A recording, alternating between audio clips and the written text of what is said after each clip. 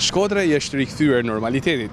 1 janari ka mjaftuar për të bërë pushim dhe fest. Pjesa më e madhe e qytetarëve tashmë janë në lëvizje, ndërkohë që edhe pjesa më e madhe e njësive tregtare janë rikthyer punës. Vetëm 24 orë janë dashur që zhurma e qytetit të rikthehet sërish. Rrugët që në 1 janar qëndruan të zbrazura u të imbushen përsëri duke bërë që Shkodra të kthehet normalitetit, duke filluar kështu në ritme të qeta vitin e ri 2017.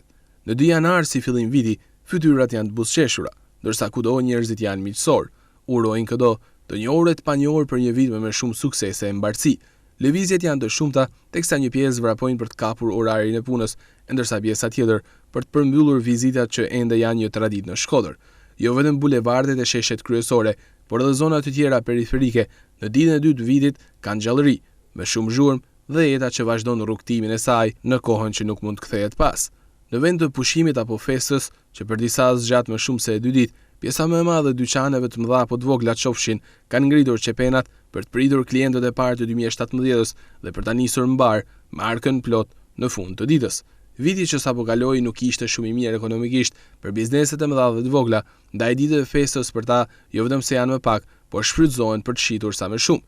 Të paktën janë dyqanet që kanë vendosur një pushim më të zgjatur. Në akset e qytetit nuk mungon gumëzhitja e automjeteve, por jo aq sa në ditët e fundvitit. Trafiku i rënduar që shoqëroi 31 dhjetorin i ka lënë vendin qarkullimit normal. Nuk kanë munguar forcat e policisë duke vijuar misionin e tyre, por në 2 janar janë shumë më pak se në natën e ndërimit të viteve. Koha për të pushuar pas një viti të lodhshëm dhe me ngarkesë pune edhe për policët. Një vit ikën dhe një tjetër vjen ndërsa nuk ka shumë për të treguar.